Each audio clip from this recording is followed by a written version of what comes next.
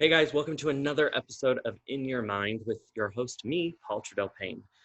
Today, I am beyond excited to have this next guest. He is a psychic medium known as the fashion medium, Corey Daniel. He is all around amazing human being, gifted. I don't know what else to say. There's too many good things, but I am so excited. Corey, thank you so much for being here. You are so welcome. I am so happy to be here. I'm a fan of all the things that you do, and I'm so glad to share a little bit of me with everybody who sees this. Yes. Well, I start every episode with the same question. Okay. And so I always like to say, like, we always should start from the beginning when it all started. So I would love you to tell us a little bit about Corey as a child. Oh, mercy. Where do we begin? Okay, well, I was born in a small town in Ohio on the northeast border, close to Pennsylvania, not far from Canada, way over there. And grew up in a very cute little home, religious upbringing. My family are Jehovah's Witnesses, and that was a really big deal. You know, when I was a kid, that's the religion that the parents chose. And that shaped a lot about the values, where we're going to plan our life and how things are going to be. You know, it's very typical, here in America to have, the Christian, predominantly Christian energy, like religion, to kind of, be that base. So that starts my beginning. I was there until I was 17. I moved here to California. And ever since then, it's been amazing. It's been nonstop. I've moved back to Ohio for a little bit. I worked as a missionary when I was in my later 20s. Oh, wow. And that was going on until I was about 29. And then when I turned 30, I left the family, left religion, and became a psychic. So that's how that rolls. When with this, like gift that you have, right? Is that something that you were aware of when you were younger, or that happened later in life? Okay. Well, I didn't know this at the time, but several of my grandmothers were clairvoyants on both sides of the family. My dad's mother and also my grandmothers on my mother's side of the family. Oh, wow. We weren't really permitted to learn anything of an esoteric nature because it was considered against God. So I was terrified of all those things. But I can remember back to my age, probably about three or four, it was when I really remember actually having communication with spirits in the home. And I was so freaked out because, we're taught that that's bad, that's the devil, that's not right. So I'm like, what is wrong with me that I am so open? Why are these things happening to me? To a little kid, you just really don't understand. So it wasn't until I was about 11 and I started to talk to my parents about it. I'm like, something is wrong, something's happening. They laughed at me. They're like, oh no, these feelings happen to everyone, Corey. It's just deja vu. It's just this, it's just that. And I sat on it. But as I had a near-death experience when I was in my 20s, about 24, or actually, no, later, it was 25, about 25 years old. And I was in a hospital, something, I don't know, I felt like it was a panic attack or something, but I literally left my body. And I remember seeing people working on me from above. So even when I came back in the body, I really didn't think too much of it. I'm like, oh, I saw myself, from above. That's kind of weird, whatever.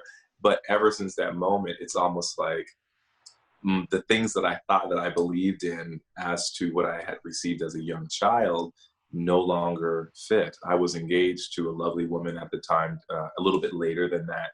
And still, like, I didn't believe what I believed anymore. So it was really challenging. I mean, grieving a family circumstance, because at the moment I am shunned from my family. They don't talk to me.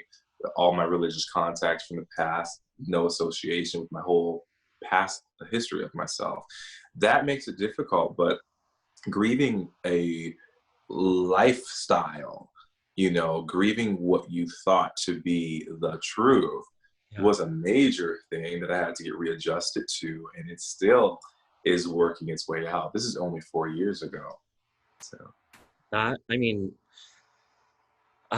When we first sort of connected, right, had a chat, and we were telling me this, I still feel like every time you say it, I'm just like, I can't imagine being in my at all. Like I could not imagine that being that age and thinking like life gets to change now. You know what I Oh, mean?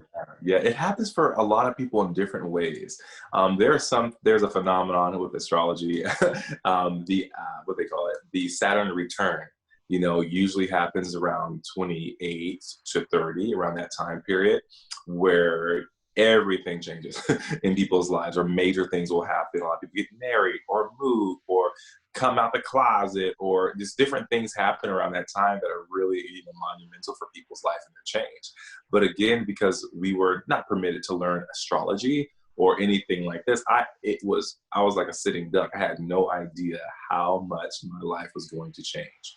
But I do remember when I was younger, I would have premonitions about being in communication with some of my family members who also defected.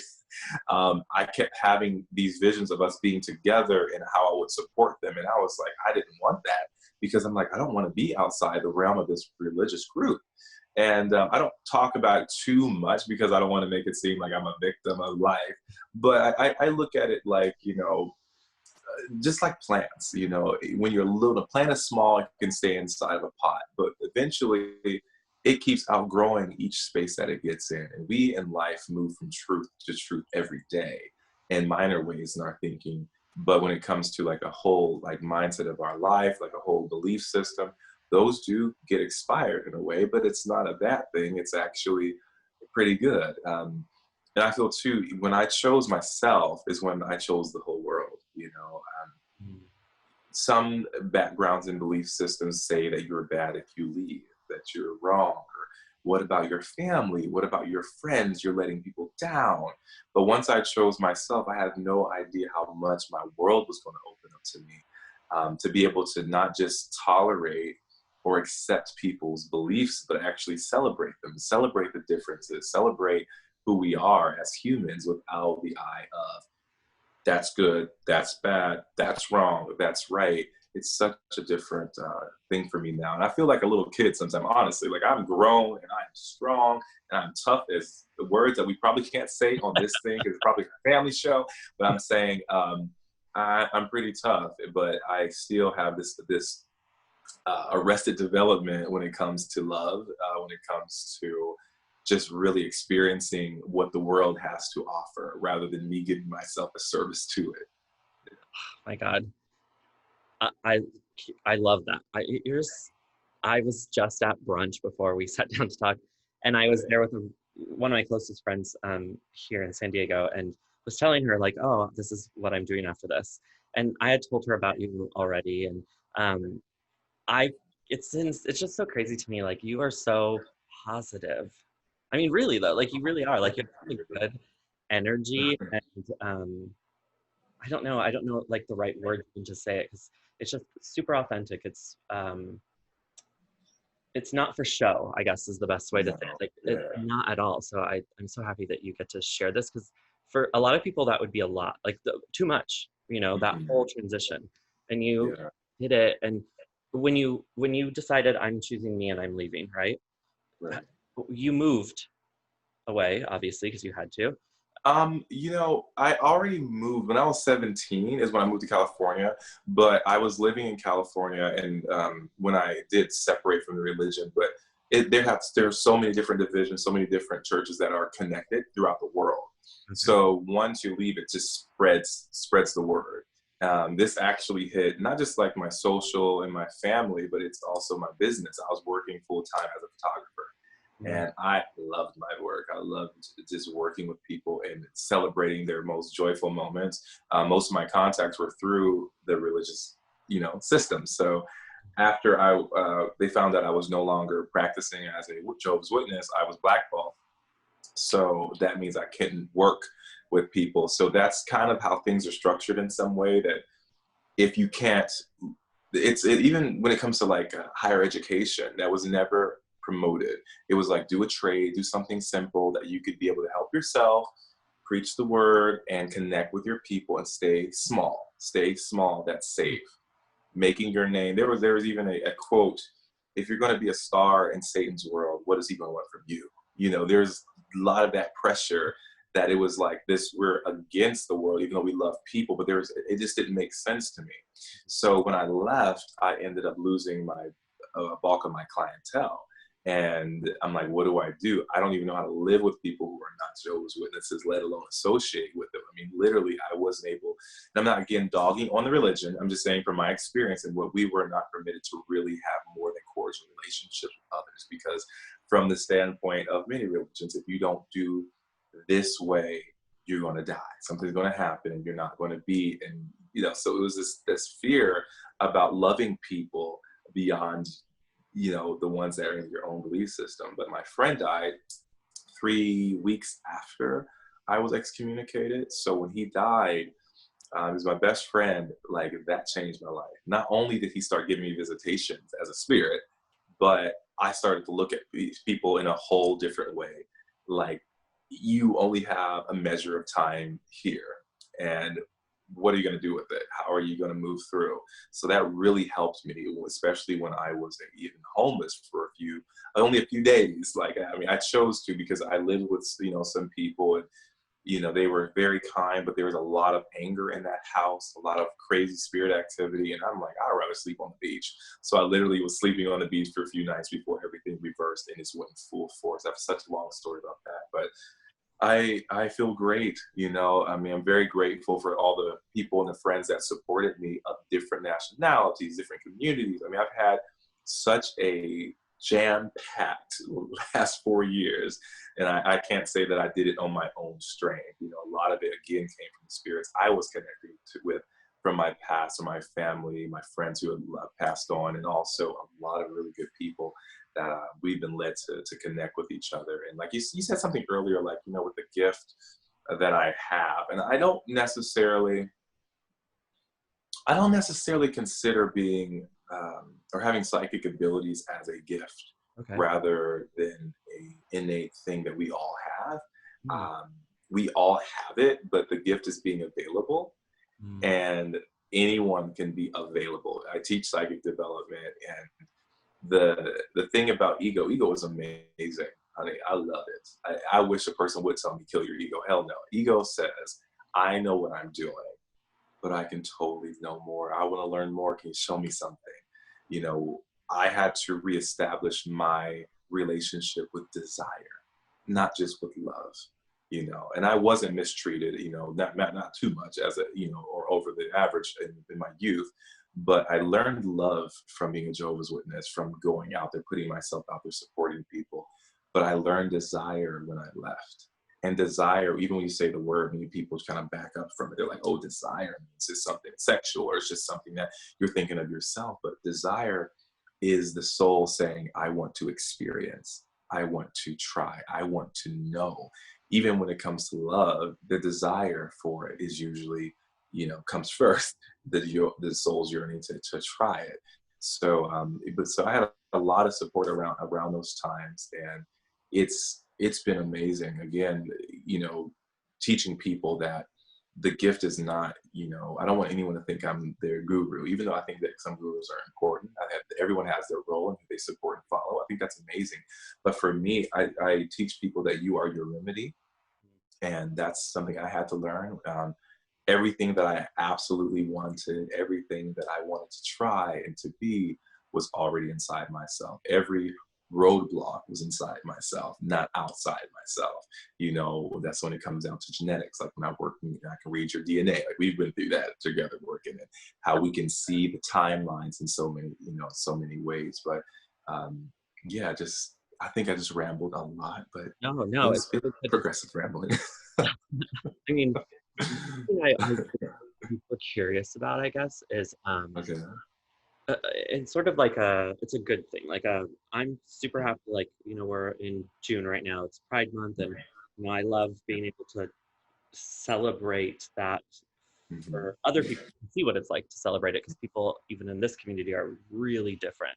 It's not just Yes. like one identity of like, you're gay and this is who you are. Totally. Um, Totally. but I almost thought, like, hey, if you tapped into this, you said, I'm open and now I can receive. It's Totally. almost like you, though, had to then come out again. I mean, I would Yeah, assume. that was literally the biggest coming out. As a young person, I was really honest about my feelings towards same-sex attraction.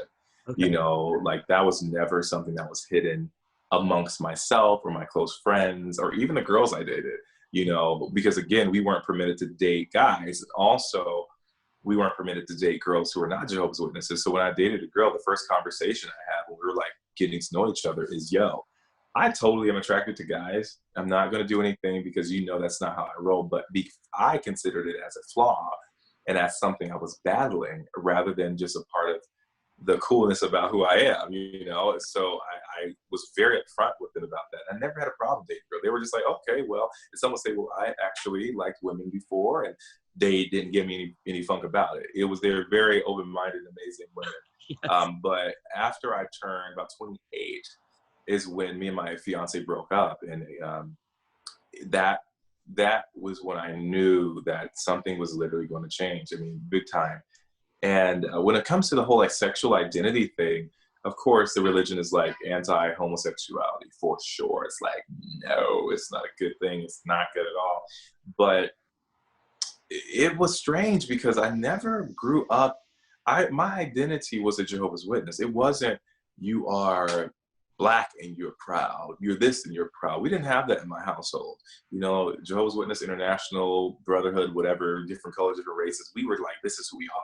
So we never were like leaning on too much. You know, so when it comes to being a gay black male in America, I still am learning how that works because for me, I never had a community that supported me through my sexual identity process. You know, it wasn't there. So I went from being full-time service as a preacher and missionary to full-time service as a clairvoyant medium channel, Mhm. you know, karmic management. Like I went from service to service. So in the meantime, in the middle, I'm still developing my understanding of who I am in those ways. And I think that is kind of cool because I am in the middle of everything, like because of being able to receive information about anybody.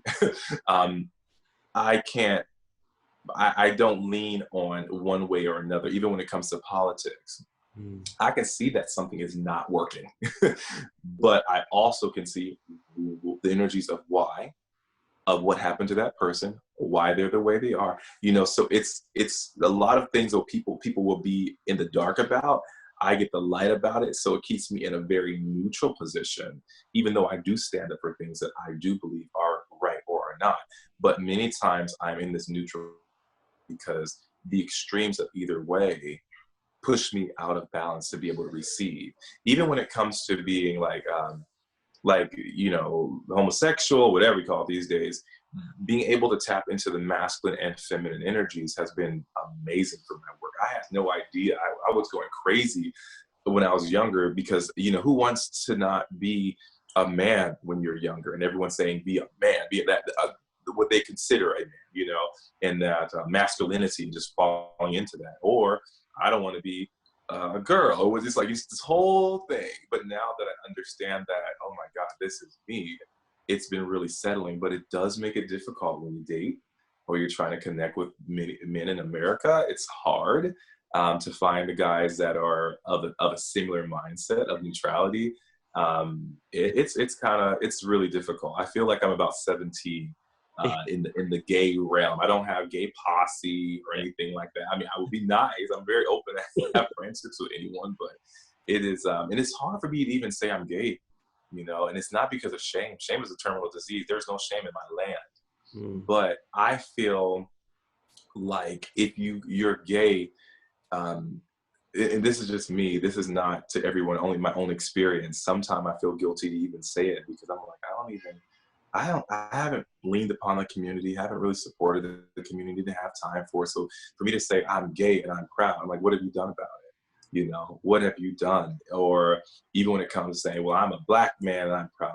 I never relied on the black community for anything. They never did anything for me either.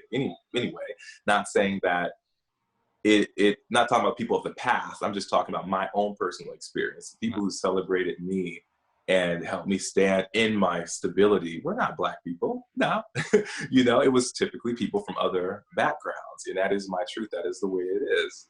I support all causes for like a better life, for equality for every person. I really do, and I fight for that. But I'm just saying, my experience is, I'm my identity is doesn't have a color, doesn't have a gender. It's just me. And it's hard sometimes when you meet people who are so strong in that part of their identity, and the other people who are so strong in that the other part of the identity. It's like, okay, I totally get you, but I'm strong in my identity as being in this place where I'm able to relate to so many people. And even though I can relate to so many, that does not mean that I'm passive in any way about the things that are happening in this world. And some people consider that being passive, or I don't care, because I'm not super fired about everything that a person that looks like me, or could also, you know, be gay or same-sex attraction, whatever that they would expect. So it's a little challenging, you know, but I'm working it. You know, like you said, it's interesting. Like, you know, you feel 17 and that in this world, right? Totally. Yeah. Like, yeah, I actually relate to that in some aspect. Do you think, and this is just me an assumption, so you tell me. Yeah, totally. In your world before, because it was so faith-based, right? Yes. Like, so almost my interpretation is like, cool, you guys almost like formed this little bubble. Yeah, little bubble. Big bubble. Yeah, safe, right? You're Yeah. safe within your people. Totally. Have you then, do you think you've expanded in the sense of like, oh, now you're in this world? I mean, you've always been it, but you know, like now you're out here, and you now have to be forced to seeing that people are focusing so much now on how different we are. Yes. Right? Like it was that. How you know, it was I was it shocking? It's exhausting. Yeah. You know, rather than shocking. It's exhausting because, again, I came from a family that we celebrated differences of color, nationality, blah blah blah blah. Besides sexuality, because we, you know, they saw one way with that. But I'm such a universal, international kind of guy that I don't see. I see so much, you know, I see so much, and it's such a hard thing because this world right now, especially America, is running upon anger and sadness. And, you know, people are always expecting other people to set the example in showing respect, waiting for someone else to take the lead in that. And that is kind of different from what I am and what I learned. It's like for me, you know, I take the lead in showing it, you know, mostly, and giving people the opportunity to experience me, even if they do have a snap judgment that may be off, you know. So to me, it's exhausting to see how many people are so self-focused where they don't allow themselves to think that I will make a little bit of room for error for someone's, you know, for them being the way that they are. You don't know their story. You don't know why they first, you know, approach a person in a certain type of way. We should all be way more understanding and realize within ourselves, we all have prejudices. It's what we do. Animals do it. You know, their energy goes out, they assess the situation, they try to figure out what it is, and then they go, you know, and that's what we do. And we can't fault another person for trying to protect themselves, or us for trying to protect ourselves, but to lead with respect, to lead with an open heart, an open mind, saying, hey, whatever comes my way, I'm going to totally give them the first, okay, that's their first response to me, maybe based upon what I look like or how I act or what I say. But the second is usually how you respond to their first input and reaction.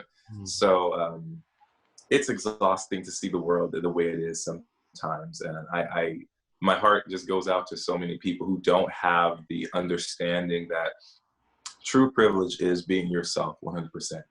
You know, I'm not going to go into white, black, whatever color privilege. That's not important to me right now, like in this conversation. But, you know, true privilege, the truest point of privilege is beyond all that. is being able to truly be yourself. And I am so thankful that I've been able to step into that place to truly be myself. And that keeps me comforted, even though sometimes it does get lonely because, it's a fine amount of people that actually are able to not want to push you into their arena of thinking, or their fire of feeling anger or sadness or, conquering, or I'm better than these people. We should be better. It's like, no time for it here, no time. I I first of all like love everything that you just said. But I guess what my question would be then is, what do you think Mhm. we could do on whether like mindset or something, right? That Okay. even something simple that maybe people could do to help. Okay. Yeah, Um, meaning like everybody across the table. yeah, Because that's yeah. I mean, the really thing is value. yeah. That is the most important thing, is value. People, so many people are unaware that the world that we live in is running on nothing. Mm. Nothing but numbers that people put in something and says that that's what it is. Value is what money really is. Even when I'm connecting with spirits, when they come through, they're telling people sorry, or hey, let me help you. I didn't give you this. Could you please pay someone this much money? It's this idea of money in the system that is now is basically forcing people to show that they value other people. In a world that was open-hearted and supportive, people would just give people things naturally. Here you go, take this. Oh, thank you. Here you go, it's for you. It would be this natural flow. But value, if we don't understand our personal value, then we won't have the ability to show other people. That will affect every part of our life. So I think that's the biggest thing right now, is for people to understand their value apart from what they look like, a value apart from what they think that the world expects from them. True value is just the ability to be able to recognize your divinity in others. And no one is more divine than anyone else. Even if a person says, well, that person, they're really not on my level. Levels aren't like this. They're like this in a circle. It's almost like some people are taking different electives and classes than we are at that time. Mhm. So even though, there are different things that everyone is learning at different times, it doesn't mean someone's further ahead or further behind. It's literally we're in different classrooms learning different things. So I think that, understanding personal value, it's something that's happening really good right now, at least in this generation. So many people are being more aware of the emotional aspect of who they are. Yeah. And that is totally, totally important to do right now.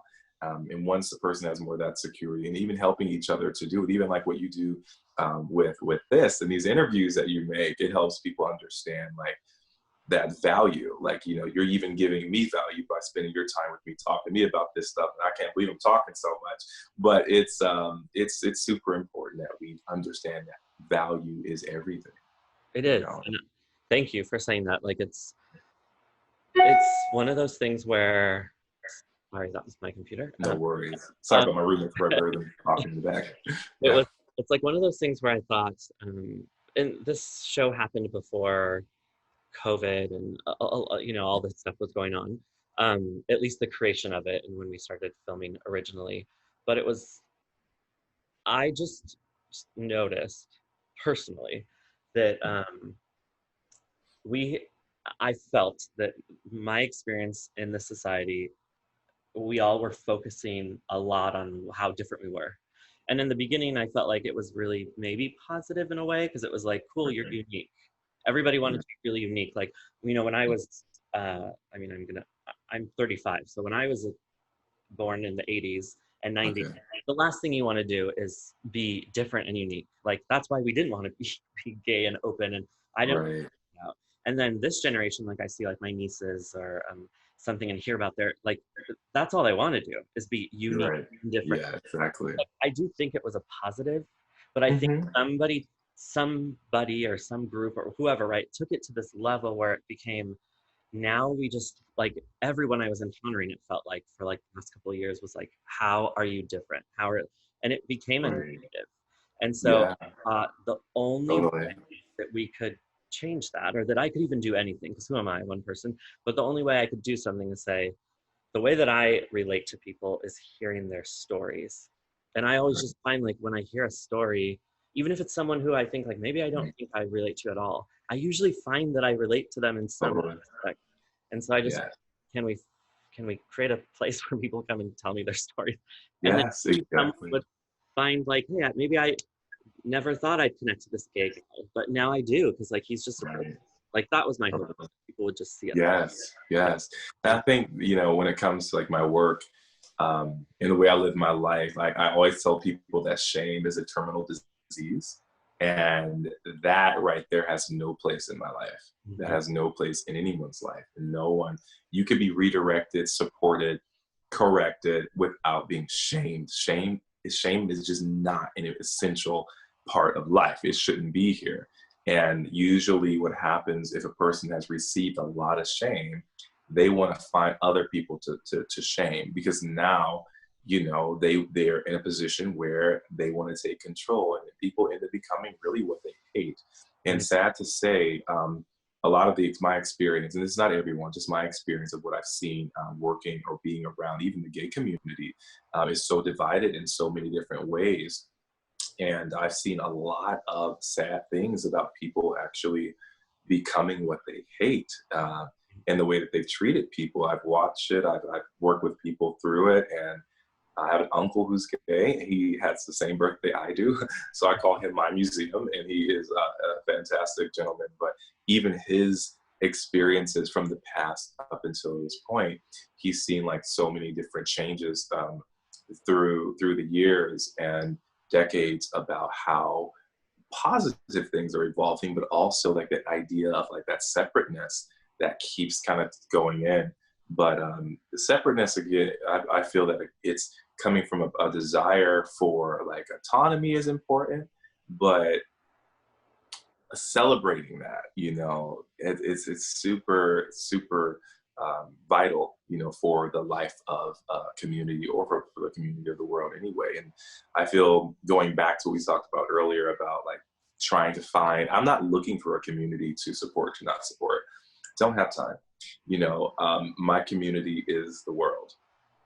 My community is the world. I have some people that I relate to more than others, but my relating to people more than others doesn't just come from the fact that I am Black, or the fact that I also find men attractive, or the fact that I live in Southern California. Those things are only fractions about who I am that make me me. So I really feel having a more, for me, this works, having a more global idea of community. It keeps me out of the idea and energy of separateness. And that kind of works. That kind of just works, for me. And I think it could work for a lot of people if they kind of get supported and lose the fear of being shamed for saying, it's okay, I don't feel so strongly about this, or you know what, let me try this, or how about, that's really cool. I think that you should know that I think whatever you just did was amazing, without feeling that I'm not amazing for not have done that, or something to that measure, I'm happy you actually brought that up.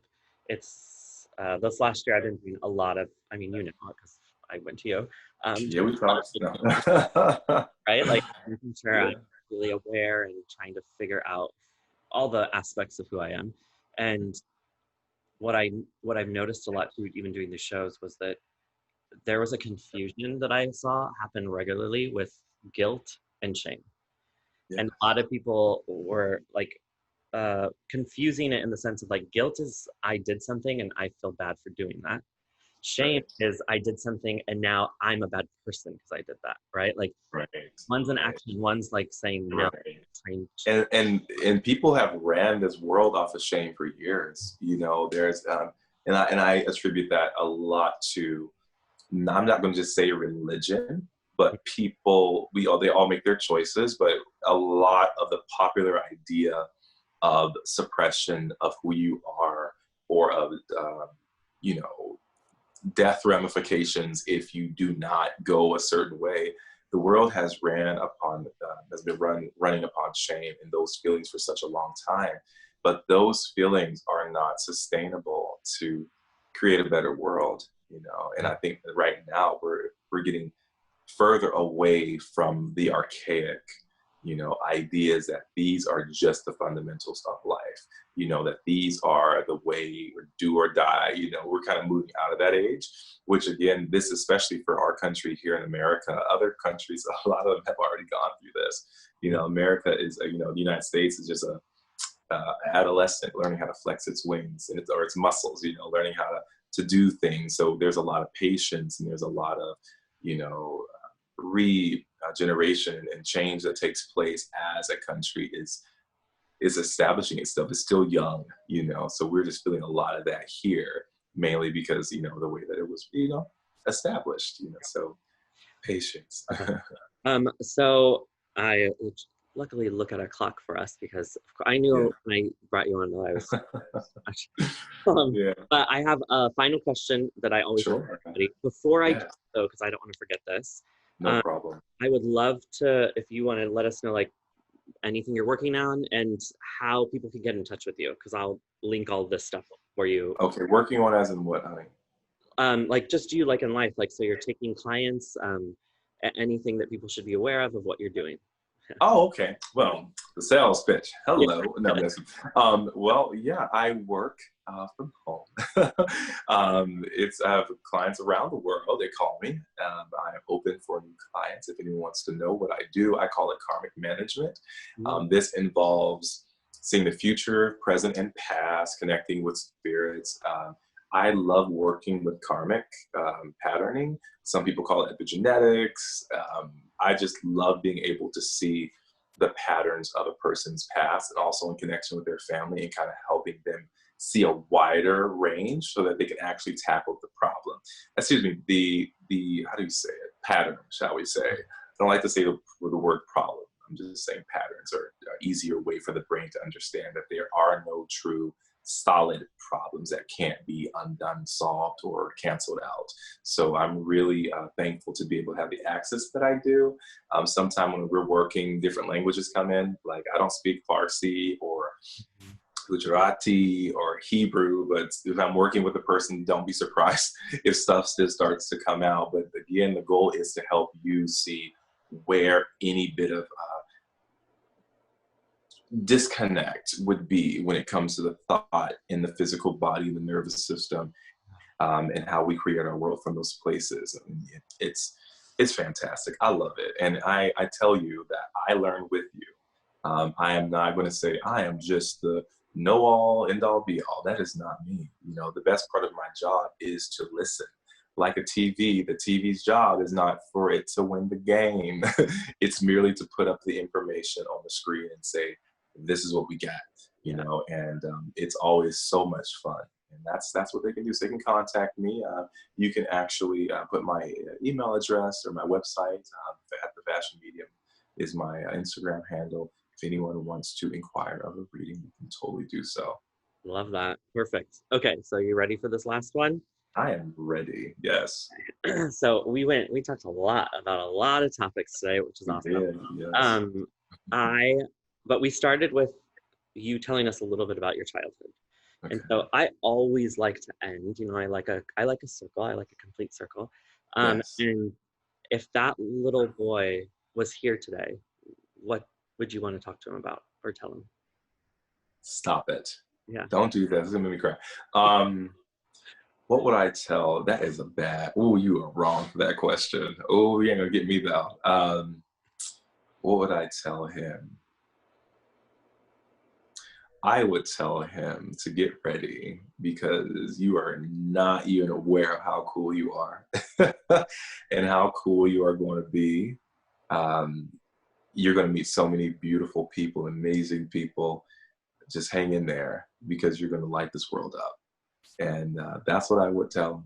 I would tell him that. And that's a big deal. That's a really big deal, because actually my first remembered recorded prediction was to my parents. I was 3 or 4 years old.